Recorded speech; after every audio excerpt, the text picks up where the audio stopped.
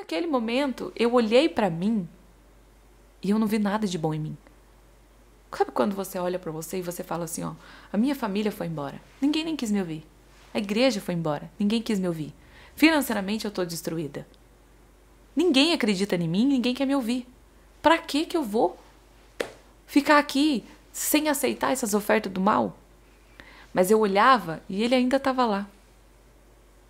E aí eu não entendia. Então eu conheci Deus com 26 anos de idade. Amém. E quando eu conheci ele, o amor dele me constrangeu. Amém. Eu olhava pra mim e falava assim, não, mas eu não mereço. Eu não aguentei um casamento, eu saí. Eu fui embora. A minha vontade é pegar 1 litro de pinga e beber pra me esquecer da minha vida. Uhum. A minha vontade é se prostituir. Por que você tá aqui? Uhum. Por que tu ainda permanece aqui? Eu não mereço você. Eu não sou boa, eu sou má. Eu odeio as pessoas. Eu tenho raiva das pessoas. Eu andava na rua, eu falava com as pessoas viravam a cara. Aquilo me dava um ódio, eu queria agredir as pessoas. E foi muito difícil, muito difícil. E quantos dias eu chorava e eu falava, Deus, eu não vou aguentar. Eu vou me transformar no pior ser humano que alguém já viu. E durante 1 ano e 8 meses, eu sofri demais. Mas ele foi aparecendo na minha vida. Foi o período que eu mais vi ele. Uhum. Eu saía da minha cidade, eu ia em algum lugar e encontrava alguém no café e falava, Deus está na tua vida. Deus está com você. Vinha pessoas que eu nem conhecia falar pra mim que Deus estava na minha vida. Por mais que tudo tinha acabado. As pessoas à minha volta tinham acabado. Tudo tinha acabado. Tava todo mundo esperando a minha destruição. Eu lembro de uma vez que eu ouvi um áudio de uma pessoa que eu amava muito, que era uma pessoa assim de referência minha, que falava assim, que era pra só esperar, porque eu não ia aguentar. Então, em pouco tempo, eu ia pecar. E pra minha família era muito triste, mas pra eles era uma libertação. Porque assim, eles iam estar exaltados. E aquilo pra mim, eu não conseguia entender como que alguém poderia desprezar tanto a minha alma assim. Uhum. Porque eu não ligava se alguém falasse assim, tomara que passe um caminhão em cima da Veriane e destrua a Veriane. Mas alguém desejar Que você que vá eu pra mais... perdesse, que eu perdesse a minha alma, sabe? Tipo, que eu perdesse completamente a minha intimidade com Deus. Que eu me afundasse no mundo da prostituição. Que eu me afundasse no mundo das drogas. No mundo da bebida. Como alguém poderia desejar isso pra mim? E eu me sentia tão sozinha. E era como se fosse assim. Enquanto eu tava sozinha e todo mundo esperando a minha destruição, a outra pessoa tava lá. Acolhida, envolvida, sabe? Não precisa, fica aqui. Logo, logo ela não aguenta isso. E era real. Provavelmente eu não aguentaria, né? Como eu ia aguentar? Eu não tinha força nem de sair da minha cama. Sabendo que eu não tinha... Que daqui a pouco eu poderia nem ter condição de sobreviver mais, porque eu tava com problema psicológico, eu só chorava. Eu não tinha força de trabalhar. Tava todo mundo falando um monte de coisa de mim, ninguém queria nem me ouvir pra saber se era verdade ou se era mentira. Eu não tinha força pra nada. E como que você sai dessa situação? Como que eu saio dessa situação? Aí entra a figura do meu esposo hoje. O Rodrigo já vinha na Lagoinha, né? E mesmo com tudo isso, eu continuei indo nessa denominação. Mas era muito difícil pra mim. Mas assim, eu ia lá e Deus falava muito comigo. Deus sempre falou comigo, em qualquer circunstância. Às vezes eu tava sozinha e Deus falava comigo. Mas, eu ia na igreja e Deus falava comigo. Mas as pessoas me machucavam, então eu me revoltava e eu não queria ir mais. E foi quando eu conheci o Rodrigo. E o Rodrigo começou a me dizer, vamos na Lagoinha comigo? Ele já vinha na Lagoinha. E ele começou a trazer eu na Lagoinha. Mas de coração, quando eu vim aqui, meu coração era fechado. Porque eu era uma pessoa muito amarga. Muito machucada. Então eu vinha porque ele queria vir. E o interessante da história minha do Rodrigo, porque assim, eu tinha vivido uma vida de acordo com o que as pessoas tinham determinado. E eu tinha quebrado e eu queria ir pro mundo. E ele estava voltando do mundo. Eram 2 caminhos diferentes, né? Você querendo ir pra lá e ele querendo voltando. voltar. E ele me dizia, você não é essa pessoa que as pessoas estão dizendo. você é de Deus, Veriane. Você é uma mulher de Deus. Você não é essa pessoa. Eu falava, não, eu sou essa pessoa. Não, Veriane, você é uma serva de Deus, Veriane. E assim, muitas e muitas vezes Deus usava a boca dele para me lembrar quem eu era. De novo, o poder das palavras, né? Exato. Você vê o quanto as palavras são importantes, tanto naquilo que a gente permite, né, que as pessoas digam a nosso respeito, aquilo que a gente fala, e também quando Deus coloca alguém na nossa vida. Exato. Isso é um alerta para nós, né, para que nós também possamos ter palavras de Deus para falar acerca das pessoas, né? Se Deus não tivesse colocado o Rodrigo na minha vida, eu não sei o que teria sido, né? Eu tinha muita dificuldade para dormir. Eu fiquei, geralmente, mais ou menos uns 4 meses que eu não conseguia dormir. Eu não dormia. E eu sentia realmente uma coisa do mal passando a mão nas minhas costas e falando para me tirar a minha vida. E várias vezes eu tentei fazer isso. E ele ligava para mim todo dia, lia a Bíblia para mim dormir. Enquanto eu não dormia, ele não parava de ler a Bíblia. Para que assim eu conseguisse descansar. E assim foi, passando os tempos. Foram muita luta, muita luta, muita luta. Eu não conseguia acreditar que Deus podia me amar. Eu não conseguia acreditar, porque o Deus que eu tinha aprendido era um Deus que me devoraria, né? Um Deus que me puniria. E naquele momento eu não conseguia entender. E foi demorou para chegar nessa construção de eu entender. Na que verdade, nunca foi sobre há uma mim. desconstrução para depois uma construção, né? E assim, de certa forma, hoje, olhando para a minha vida, como eu fui muito, muito, muito massacrada, eu era intolerante com o próximo. Eu era muito intolerante. Porque eu pensava assim, é assim que tem que ser. Se eu visse a pessoa cortando o cabelo, passando um esmalte na unha, já condenava a pessoa. E Deus me levou lá no fundo do poço para me entender que se eu aplicasse a mesma regra na minha vida, eu não ia suportar. E como que eu aplicava na vida do outro? Jesus, ele vem dizer isso para nós, né?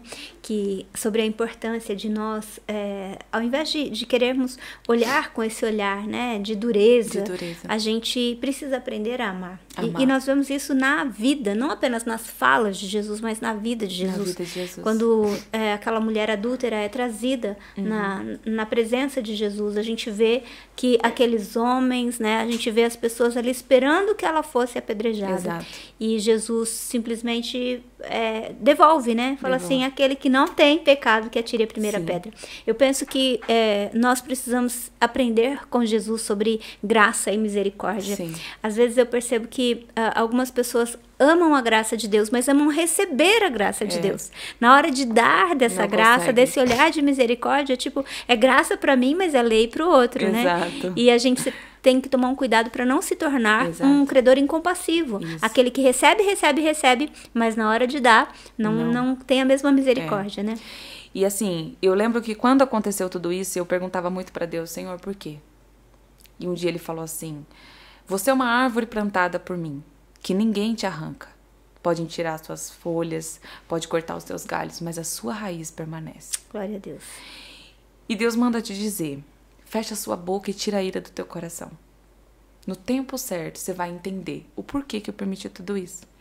E hoje, eu entendo, porque a Veriane que existe hoje, ela precisava passar por isso. Hoje, eu sou a Veriane que entende que falar mal da vida dos outros é muito mais errado do que cortar um cabelo, do que um estereótipo de crente. Eu sou a Veriane que eu olho pro próximo e eu falo, Deus, me ajuda a encontrar a vida dessa pessoa. Eu trabalho com pessoas, todos os dias chegam pessoas quebradas no meu escritório. E eu sempre falo pra pessoa, olha, Deus existe, Ele vive, Ele pode fazer uma obra na sua vida, independente de tudo que estiver acontecendo. Mas eu não era essa Veriane, eu era a Veriane que olhava o estereótipo de crente. E se o seu estereótipo batesse, eu aceitava você como um crente. Se o seu estereótipo não batesse, eu achava que você era uma criatura e que não tinha nada de Deus, né? Então, eu era uma pessoa de coração muito duro. E aí você começou esse processo, então, ele lendo a palavra de Deus para você. Eu vindo aqui, eu indo lá, vindo aqui, indo lá. E isso foi passando, né? E aí, lembrando, né, gente? 60 quilômetros por culto, né? Exatamente. Não, 120, né? 60 para ir e para voltar. Pois é, talvez você tá reclamando aí, né, de andar 10 minutos, achando que você tá pegando trânsito. A Veriane começou, gente, e até hoje, né? Anda aí 60 quilômetros cada vez para vir num culto, para participar de um culto. E é uma bênção. Mas, assim, a grande virada de chave aconteceu num culto em que a pastora pregou. Eita, glória a Deus. Foi uma bênção. E foi um culto muito especial, porque nesse culto eu não vim com o Rodrigo, eu vim sozinha. Pela primeira vez. Eita, glória a Deus. E aquilo foi uma decisão, né? Porque a gente se posiciona com decisão. Dentro desse contexto todo que você está falando, seria natural você criar uma dependência. Uma dependência, né? Dele. Então, se alguém vem, eu venho. Se alguém não vem, também não vou. Exato. E aí, quando eu tava vindo pra cá, eu tinha duas opções. Ou eu ia na outra dominação que eu ia, ou eu vinha pra cá. E pela primeira vez, eu falei, eu vou na Lagoinha. E eu falei pra Deus assim, Deus, se tu me ama, eu quero que tu fale comigo. Nessa igreja. Porque eu ia lá, Deus falava comigo. E quando eu chegava aqui, eu fechava o coração. E o meu esposo, que hoje é meu esposo, ele ia lá também. Mas ele não se identificava com lá. Então ficava aquele rolo. Um ficava aqui, outro lá. E eu ia aqui junto com ele, ele ia lá junto comigo. Mas ele não se identificava. E aqui eu não abri o coração. Porque eu tinha vindo de uma situação muito preconceituosa. Então era visível, né? Que eu não conseguiria.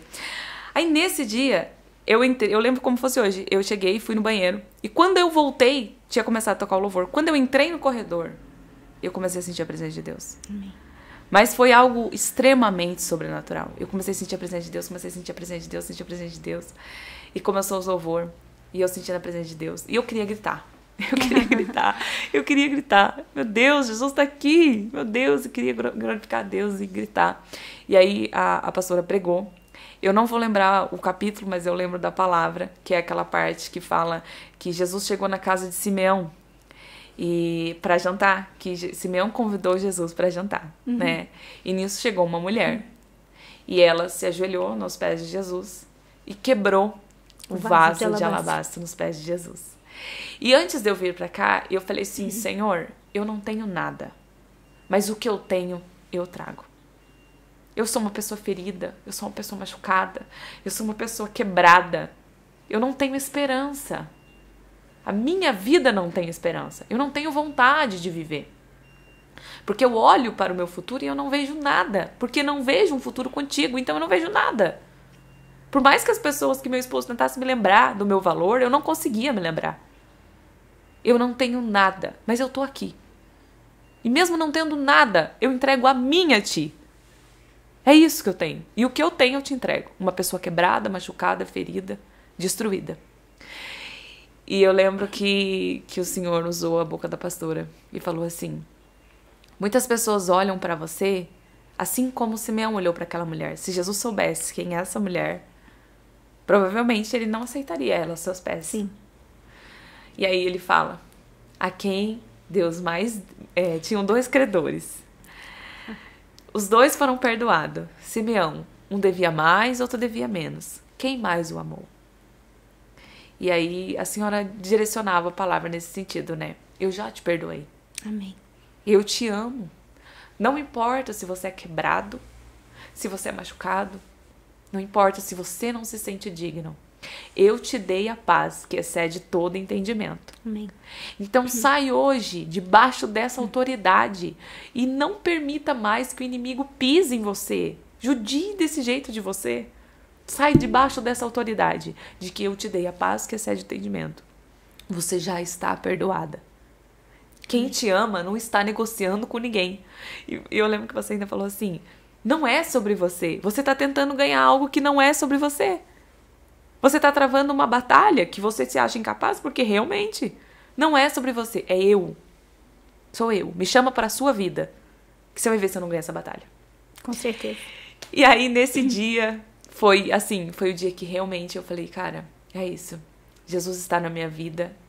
Eu me entreguei para Jesus, né? E me reconciliei com ele. Porque, de certa forma, eu não era, assim, revoltada com Jesus, mas eu perguntava por quê. Por que tudo isso, né? Por que tu não me cuidou de mim? E eu entendi que ele sempre esteve lá. sempre ele esteve lá, né? Na minha infância ele estava lá, na minha adolescência ele estava lá. E mais, ele estava me protegendo, me curando. E por mais, ele não é culpado do que me aconteceu. Pelo contrário, ele me curou com o que me aconteceu.